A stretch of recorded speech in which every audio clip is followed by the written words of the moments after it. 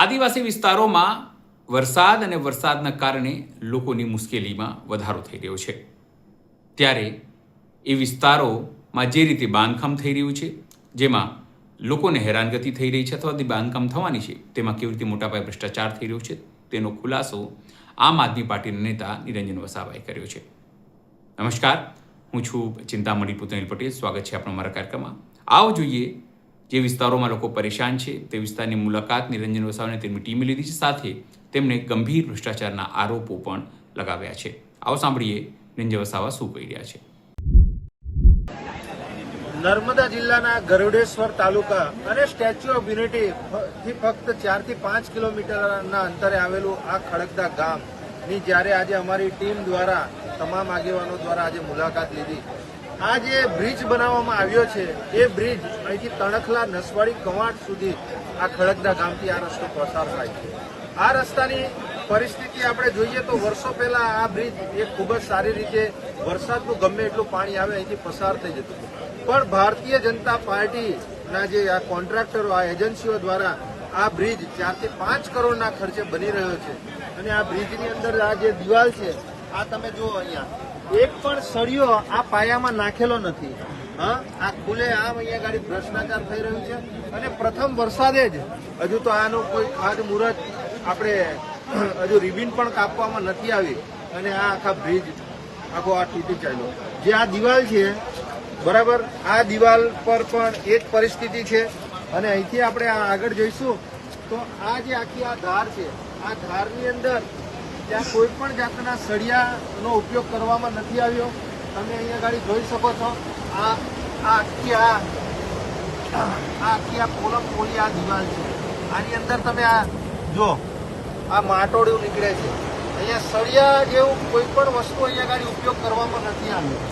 એની કહેવત છે ને, આ ભારતીય જનતા પાર્ટીના રાજમાં જે આ કોન્ટ્રાક્ટરો, આ નેતાઓ ની જે આ 40-60 નો જે રેશિયો છે, આ પૈસા અહીંથી કમલમ સુધી જાય છે.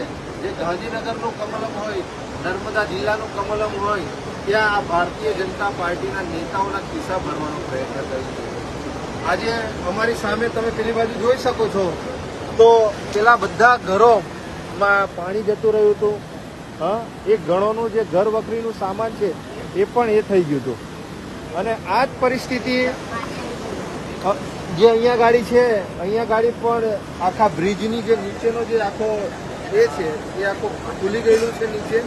એટલે જો હજુ આના કરતાં વધારે વરસાદ પડે તો આ પહેલા જ વરસાદમાં આખો બ્રિજ તણાઈ જાય એવી પરિસ્થિતિ છે.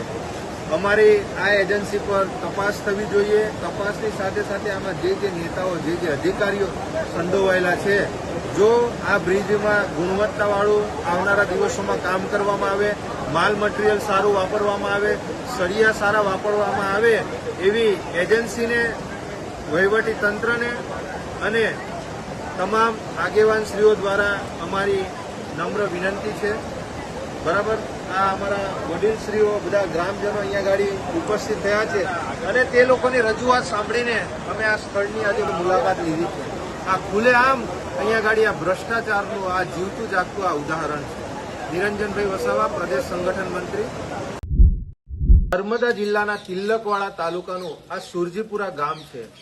અતિ ભારે વરસાદ પડવાથી આ ગામમાં 15 જેટલા ઘરોમાં પાણી ઘૂસી ગયું અને એ લોકોનો જે માલ વખરી હતો એમાં ખૂબ મોટું નુકસાન થયું છે. એની સાથે સાથે અમારી પાછળ તમે આ સુરજીપુરાની આ પ્રાથમિક શાળા તમે આ જોઈ શકો છો. આ પ્રાથમિક શાળા આખી બુડી ગઈ હતી પાણીની અંદર. આ દર વર્ષે આ સમસ્યા રહે છે. 1 થી 5 ધોરણના બાળકો આ શાળાઓમાં ભણે છે અને ફક્ત એક શિક્ષકથી આ શાળા ચાલે છે. આજે ગુજરાત મોડલની જ્યારે વાત કરતા હોય ભાજપ સરકાર અને 30-30 વર્ષથી 35-35 વર્ષથી આ ડબલ એન્જિનની સરકાર ગુજરાતમાં ને કેન્દ્રમાં હોય ત્યારે પેલી કહેવત છે ને, દીવા તળે અંધારું, આ એવી પરિસ્થિતિ અહીંયા ગાડી છે. અમારા આદિવાસી સમાજના આ દીકરાઓ ભણે છે, આ નાના નાના ભૂલકાઓ. આજે એમની એટલી બધી ખરાબ પરિસ્થિતિ છે. જો આ પ્રાથમિક શાળાની બિલકુલ આગળ આ કમ્પાઉન્ડમાં પેવર બ્લોક છે પણ દેખાતા નથી. અહીંયા એટલું કિચડ છે. એટલે આટલી ખરાબ પરિસ્થિતિમાં અમારા વિસ્તારના બાળકો ભણે છે.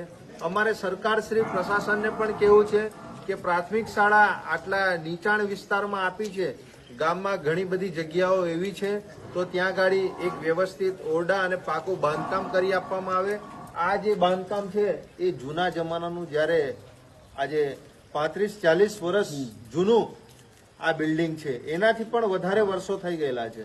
એટલે સુરજીપુરામાં એક પ્રાથમિક શાળા અને જે શિક્ષકો, જે એક જ શાળાથી શિક્ષક ચાલે છે. બેટા, તમારી સ્કૂલમાં કેટલા સાહેબો છે? કેટલા સાહેબો છે? જો આ નાના નાના ભૂલકાઓ પણ બોલી રહ્યા છે. હવે આ બિચારા ભૂલકાઓનો શું વાંક છે? આજે એમના ભવિષ્ય જોડે આ સરકાર જે ચેડા કરી રહી છે, શિક્ષકોની ભરતી કરી અને વધુમાં વધુ જે ટ્રાઇબલ વિસ્તારોમાં જે એક શાળાઓથી આ સ્કૂલો ચાલે છે એમાં વધુમાં વધુ શિક્ષકો મૂકે અને આ જે શાળા જેની આજે પરિસ્થિતિ આટલી ખરાબ છે એ શાળાને યોગ્ય જગ્યાએ એનું બાંધકામ કરે અને સ્થળાંતર કરે. નિરંજનભાઈ વસાવા, પ્રદેશ સંગઠન મંત્રી. જય હિન્દ, જય ભારત.